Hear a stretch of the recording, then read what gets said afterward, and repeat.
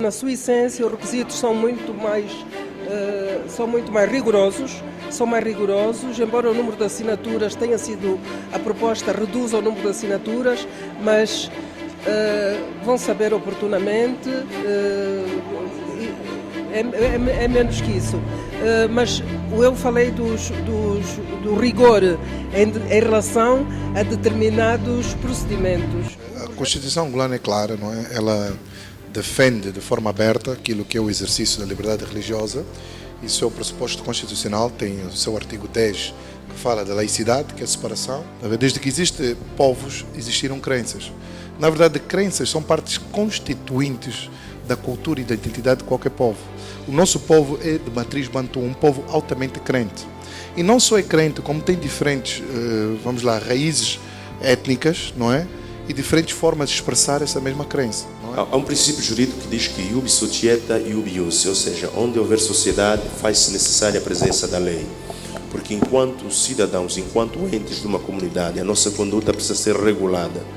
Partindo desse pressuposto, a OPA, ela não obsta, não tem nenhuma objeção à existência ou à necessidade, por exemplo, do Executivo de regular a conduta, ou seja, o exercício da religião.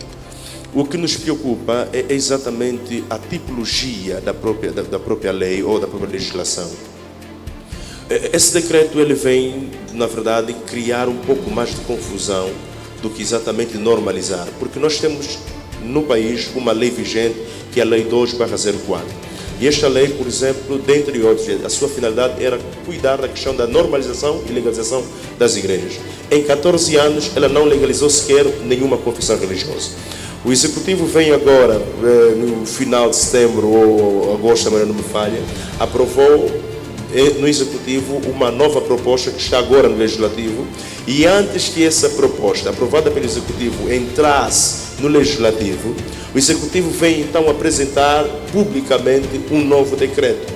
E se analisarmos o decreto, ele já vem eivado de muita inconstitucionalidade, de muitos erros, muitas omissões, assim como é a própria Constituição.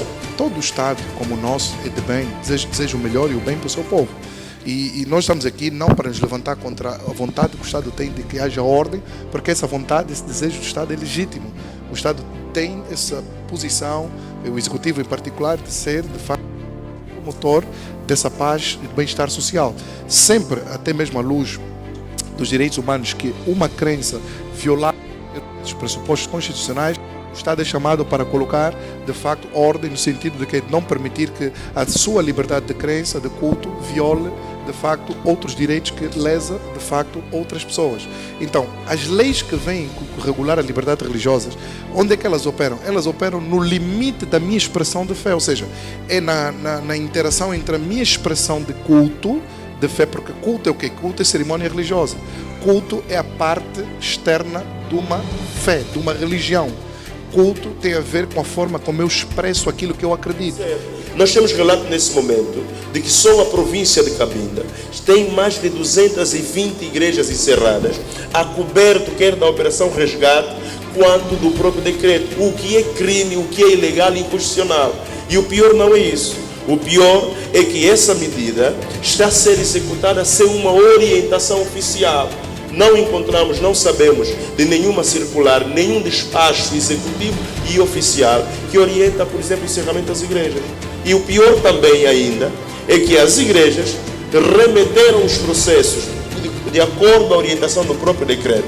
E o próprio executivo, que devia legalizar, não legalizou, mas mesmo assim vem encerrar. Então, se o Estado, a despeito da necessidade que tem de proteger a população, vai de facto ser injusto com uma outra franja da população que tem o seu direito de cultuar o seu Deus, adorar o seu Deus de sua maneira, então estamos a incorrer numa injustiça. É como se quiséssemos corrigir um erro, cometendo um outro erro, e aqui onde entra a nossa chamada de atenção, são 200 igrejas, estamos a ver um número que pode estar a rondar 40 mil, 50 mil, 100 mil angolanos que não vão ter o seu direito de culto garantido, um direito constitucional. São 100 mil angolanos, podemos estar a falar de 20 mil, 10 mil famílias que não têm o domingo onde ir para a igreja, que muitas vezes estão a ser obrigados a ir para uma das 83 igrejas reconhecidas, quando tinham o direito de expressar-se de maneira individual e diferente das 83 reconhecidas. E é aqui onde surge de facto a nossa chamada de atenção para que o Estado, de facto, como ente de bem, Abre o coração nesse sentido para ouvir a outra parte, a parte lesada, e procurar de facto trazer todas as partes à mesa,